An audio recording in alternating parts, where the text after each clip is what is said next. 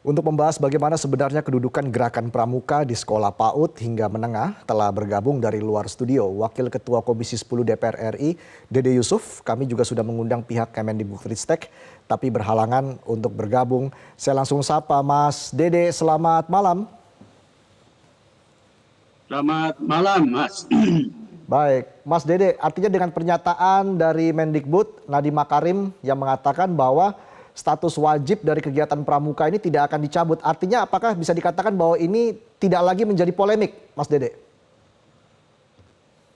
Iya, jadi sebetulnya ceritanya kan nggak langsung kepada keputusan Mas Nadiem tadi ya. Polemik ini kebetulan dibahas di kawan-kawan anggota, lalu kawan-kawan anggota meminta saya untuk berkomunikasi dengan Kuartir Nasional. Dan tadi pagi saya mengundang Sekjen Kuarnas beserta jajarannya untuk hadir di Komisi 10. Kami melakukan diskusi sebentar bersama dengan beberapa eselon 1 dari Kemendikbud, khususnya adalah di bagian BSKAP, yaitu Badan Standar Kurikulum.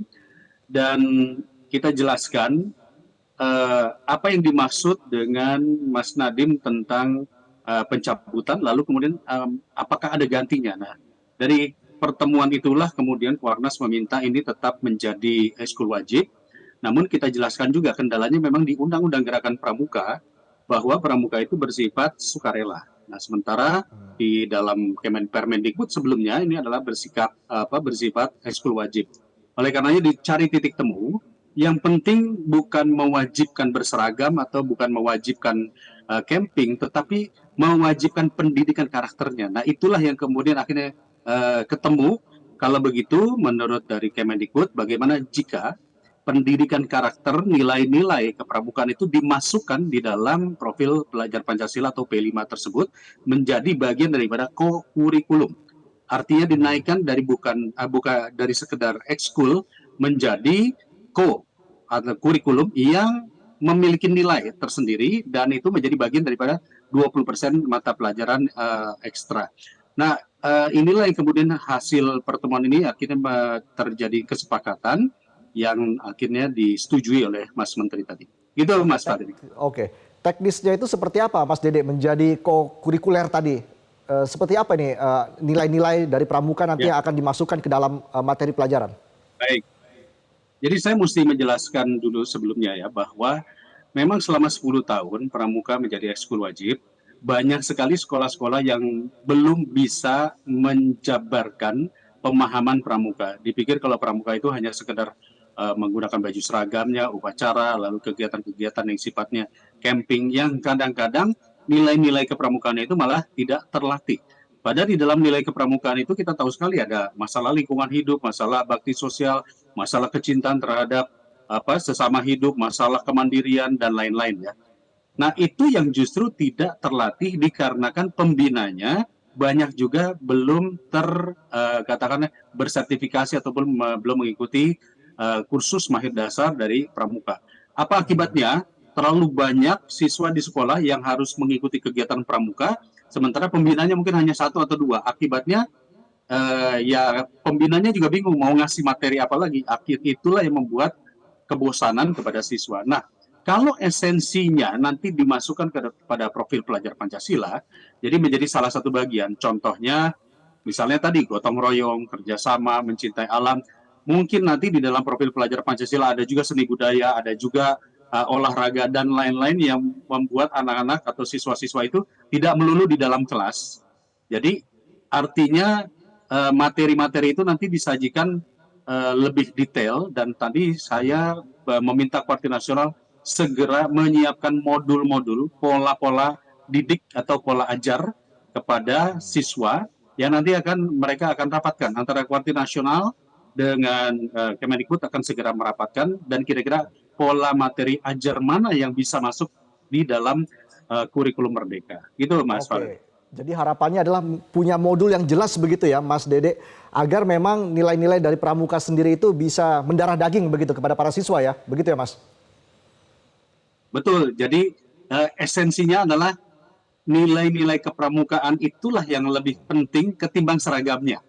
Jadi oleh karena itu pola-pola modul-modul yang mungkin saat ini sudah ada di Kuarti Nasional, saya dulu sebagai Ketua Pramuka Jawa Barat pun juga sudah membuat modul-modul itu yang nanti akan disampaikan kepada Kemendikbud, lalu kemudian berkolaborasi, mereka akan berkolaborasi untuk dilihat mana yang pas untuk dimasukkan di dalam pola ajar P5.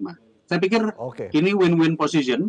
Di satu sisi ekskul wajib akhirnya hanya sekedar mencari banyaknya jumlah siswa berbaju pramuka, tetapi nilai kualitasnya malah kurang. Nah, di sisi yang ini, maka otomatis semua siswa akan belajar nilai-nilai kepramukaan. Tetapi kalau untuk memilih menjadi pramuka sebagai gugus depannya, itu merupakan pilihan bagi siswa. Dia boleh memilih PMR, dia boleh memilih olahraga, dia boleh memilih pramuka, begitu. Oke, Mas Dede, saya sedikit mengutip pernyataan dari Presiden Gus Dur yang pernah mengatakan sebenarnya banyak sekali nilai-nilai yang diambil dari kepramukaan dan jangan sampai diremehkan begitu. Bahkan jika nilai-nilai itu ditinggalkan, kita akan terus menghadapi krisis multidimensional.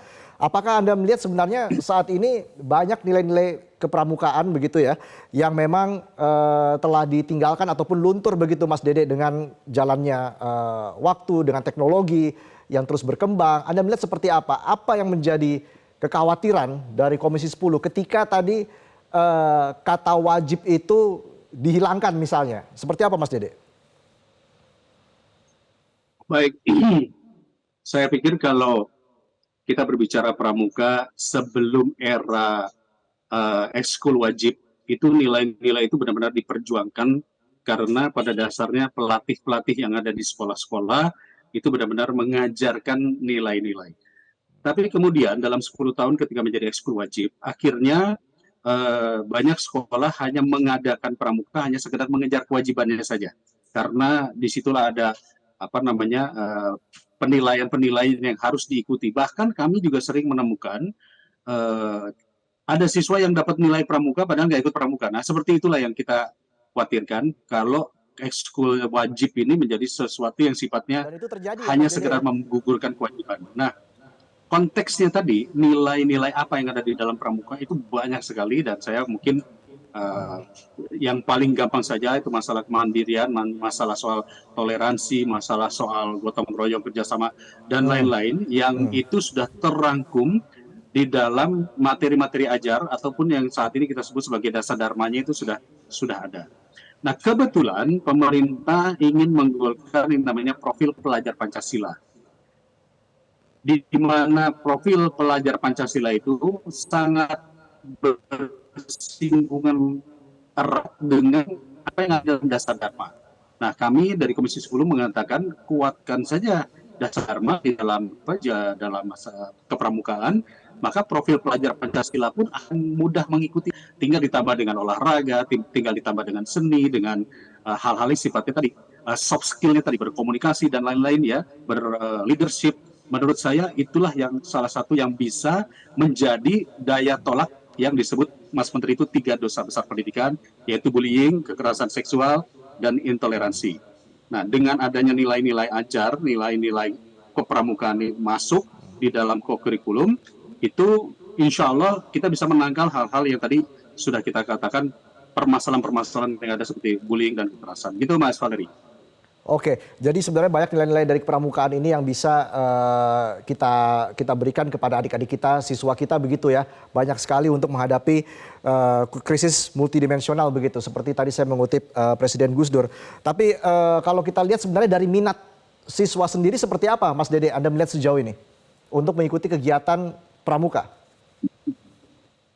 Ya, saya pikir pramuka juga harus bercermin bahwa hampir boleh dikatakan dalam beberapa waktu terakhir ini, 5 tahun terakhir, pendidikan kepramukaan yang ada di sekolah itu kurang menantang. Apalagi di era zaman sekarang sudah era digital, era media sosial, animasi dan lain-lain. Itu sebabnya ketika tadi saya sudah menjembatani antara Kuarnas dengan Kemendikbud, maka ini menjadi tantangan bagi Kuartir Nasional untuk menciptakan modul-modul yang modern, applicable, dan sesuai dengan kebutuhan zaman. Jadi kalau anak-anak zaman sekarang itu inginnya bermedsos, maka pramuka juga harus memberi ruang untuk bermedsos yang baik dan benar, sesuai dengan apa yang diharapkan negara, yaitu kita anti hoax dan lain-lain. Demikian juga kalau anak-anak itu kemudian intens di bidang fotografi, di bidang animasi, di bidang musik dan lain-lain, maka pramuka pun juga harus menyiapkan komponen-komponen tersebut. Itu yang tadi dikatakan mengikuti zaman. Hanya yang paling penting Oke. adalah nilai-nilai kehidupan yang menjadi basis ajar pramuka itu tidak boleh hilang. Dan itu sudah disepakati tadi oleh Menteri bahwa pramuka dinaikkan statusnya dari ekskul menjadi co-kurikuler. Oke, kita akan lihat nanti seperti apa modul begitu ya yang akan dirancang oleh Kemendikbudristek. Terima kasih Mas Dede Yusuf sudah bergabung bersama kami di Prime Time News. Selamat malam. Jelajahi cara baru mendapatkan informasi. Download Metro TV Extend sekarang.